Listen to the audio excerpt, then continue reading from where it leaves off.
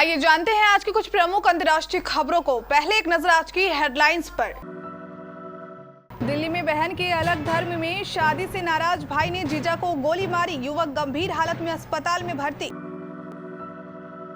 BJP नेता मोहित कंबोज ने नवाब मलिक पर ठोका 100 करोड़ रुपए का मानहानि केस, ड्रग्स केस में लगाए थे आरोप। उत्तराखंड में बड़ा हादसा, चक्राता में खाई में गिरी गाड़ी, 13 लोगों की मौत, पीएम मोदी ने किया सहायता राशि का ऐलान। वैक्सीन देने में सुस्त हैं देश के 40 जिले, विदेश से लौटते ही पैच कसेंगे पीएम मोदी। बीजेपी को लगातार झटके दे रही है दीदी, आज राजीव बनर्जी टीएमसी में करेंगे वापसी।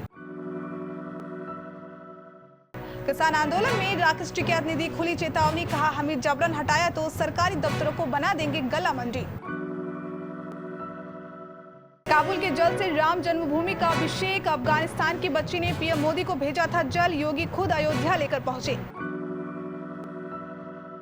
क्रूज ड्रग्स मामले में आर्यन खान के बाद मुनमुन धमेचा रिहा, सैनिटरी पैड्स में पिल्स छिपाने लगा था आरोप। वायरस की चपेट में आई उर्मिला मातोंडकर, सोशल मीडिया पर दी जानकारी। आसिफ अली के गनशॉट पर भड़के अफगानिस्तान के राजदूत, बताया शर्मनाक। राजधानी दिल्ली के मॉडल टाउन इलाके में एक अंत धार्मिक विवाह को लेकर 26 वर्षीय एक व्यक्ति को उसके साले और उसके दोस्त ने कथित तौर पर गोली मार दी। पुलिस ने रविवार को बताया कि पीड़ित देवा आदर्श नगर में जिम चलाता है और उसका यहां एक अस्पताल में इलाज चल रहा है। पुलिस ने कहा कि देवा पर जहांगीरपुरी निवासी उसके साले शहनवाज उर्फ शहबाज और उत्तर प्रदेश के बंदायूं जिले के रहने वाले उसके दोस्त हर्षित और ऋतिक ने हमला किया था। पुलिस ने कहा कि उन्हें आधी रात के आसपास सूचना मिली कि मॉडल टाउन के शालीमार पार्क इलाके के पास गोली लगने से घायल एक व्यक्ति सड़क पर पड़ा है। पुलिस ने कहा कि घायल को अस्पताल ले जाया गया और उसकी हालत गंभीर है। पुलिस ने अपनी जांच में पाया कि आरोपी शहनवाज पीड़िता देवा की पत्नी का भाई है और हर्षित का दोस्त है। एक वरिष्ठ पुलिस अधिकारी ने बताया कि शहनवाज इस बात से नाराज था कि उनकी बहन ने उनके परिवार की इच्छा के खिलाफ दूसरे समुदाय के एक व्यक्ति से शादी कर ली थी, इसलिए उसने अपने दोस्त हर्षित की मदद से देवा को मारने की योजना बनाई थी। मुंबई ड्रग्स केस में महाराष्ट्र के कैबिनेट मंत्री नवाब मलिक का बयान अब उन पर भारी पड़ते दिख रहे हैं। भारतीय जनता युवा मोर्चा नेता मोहित कंबोज ने मलिक पर 100 करोड़ रुपए का मानहानि का केस ठोक दिया है। पिछले कई दिनों से नवाब मलिक लगातार बीजेपी नेता मोहित कंबोज और उनके परिवार पर आरोप लगा रहे थे। मोहित ने 9 अक्टूबर को भी मलिक के नाम एक नोटिस भेजा था। मोहित कंबोज ने नोटिस में कहा था कि बिना सबूत के मानहानि कारक बयान देना गलत है। उत्तराखंड के चक्राता में रविवार को दर्दनाक हादसा हो गया। यह हादसा चक्राता के सुदूरवर्ती इलाके में त्यूनी रोड पर सुबह करीब 10 बजे हुआ है। प्रधानमंत्री मोदी ने हादसे के मद्देनजर सहायता राशि का ऐलान किया है। चक्राता क्षेत्र देहरादून जिले में पड़ता है। बताया जा रहा है कि चक्राता के भरम खेत के बायला गांव से विकासनगर जा रही बेलोरो रविवार सुबह बायला पिंगू वागा मार्ग पर गांव से आगे अनियंत्रित हो गई और 400 मीटर गहरी खाई में गिर गई। जानकारी के मुताबिक उक्त वाहन में 15 लोग सवार थे। हादसे में 13 लोगों की मौत हो गई और 2 लोग गंभीर रूप से घायल हो गए। 13 मृतकों के शव खाई से बरामद कर लिए गए हैं। दुर्घटना के कारणों की जांच की जा रही है।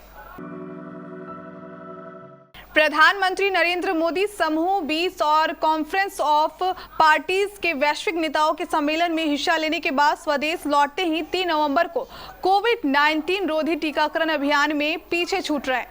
विभिन्न जिलों के जिलाधिकारियों के साथ समीक्षा बैठक करेंगे। प्रधानमंत्री कार्यालय ने एक बयान में रविवार को यह जानकारी दी। इस कार्यक्रम में संबंधित राज्यों के मुख्यमंत्री भी शिरकत करेंगे।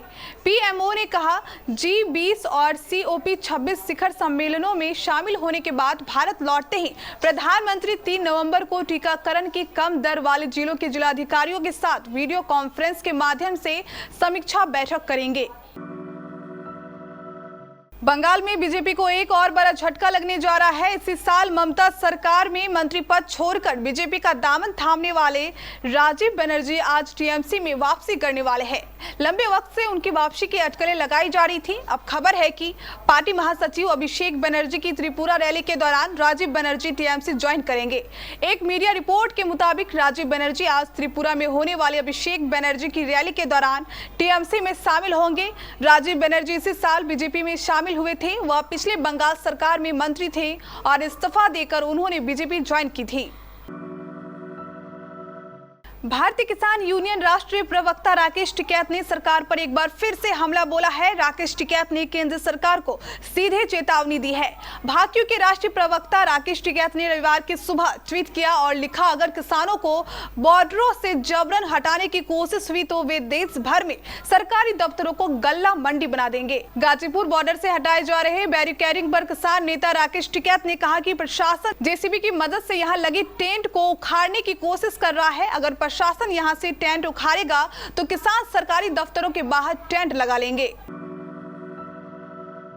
अयोध्या में सीएम योगी आदित्यनाथ ने रविवार को अफगानिस्तान की काबुल नदी के जल से राम जन्मभूमि का अभिषेक किया।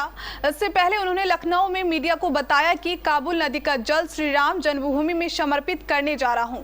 ये जल प्रधानमंत्री नरेंद्र मोदी को अफगानिस्तान की एक बालिका ने भेजा है। उसने पीएम से आग्रह किया है कि इस जल से भगवान राम की जन्मभूमि का अभिषेक किया जाए। मोदी ने बीते दिनों खुद यह जल योगी को सौंपते हुए उस बालिका की इच्छा बताई थी। सीएम योगी ने कहा, मैं उस बेटी और परिवार की भावना का सम्मान करते हुए ये कदम उठा रहा हूं। मैं खुद ये जल लेकर अयोध्या जाऊंगा। अफगानिस्तान में उथल पुथल के बाद भी लोग आज भी अपनी संस्कृति को नहीं भूले हैं। राम जन्मभूमि को गंगा जल के साथ काबुल नदी के जल को भी समर्पित किया जाएगा। योगी ने कहा कि काबुल की एक बालिका यदि जल भेजती है तो ये अभिनंदनीय है। सोचिए, काबुल में जो हाल है, ऐसी परिस्थितियों में भी उस बालिका ने बिना परवाह किए जल भेजा है। मैं उनके परिवार की मंगल कामना करता हूं। मुंबई क्रूज ड्रग्स केस में आर्यन खान के साथ अरबाज मर्चेंट और मॉडल मुनमुन धमेचा को भी नारकोटिक्स कंट्रोल ब्यूरो ने गिरफ्तार किया था। तीनों को बॉम्बे हाईकोर्ट में जमानत मिल गई थी। 30 अक्टूबर को आर्यन खान जेल से रिहा हो गए थे, लेकिन अरबाज और मुनमुन को रात जेल में ही बितानी पड़ी। अब इस केस में मुनमुन धमेचा जेल से रिहा हो गई हैं। वह बाइकुला जेल में बंद थी। शुक्रवार को हाईकोर्ट ने आर्यन खान, अरबाज मर्चेंट और मुनमुन धमेचा को 14 शर्तों के साथ जमानत दी थी। हाईकोर्ट ने कहा था कि तीनों को समान राशि के 1 या 2 जमानत के साथ 1 लाख की निजी मुचलके पर रिहा किया जाएगा।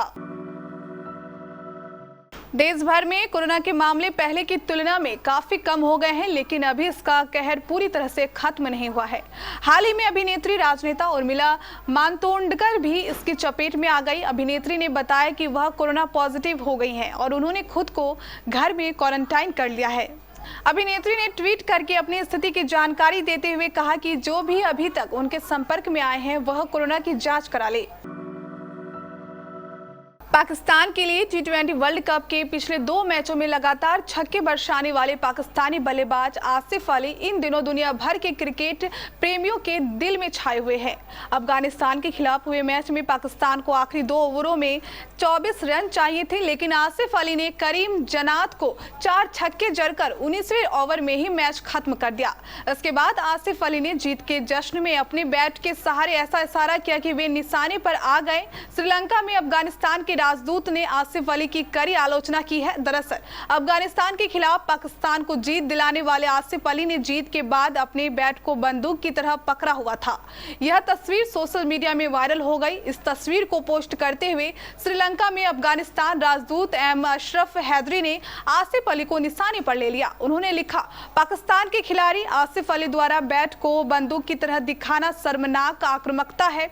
अफगानिस्तान के खिलाड़ियों ने उन्हें और उनकी टीम को कड़ी चुनौती दी है। इस सबसे ऊपर खेल एक स्वस्थ प्रतिस्पर्धा, दोस्ती और शांति से जुड़ा होता है।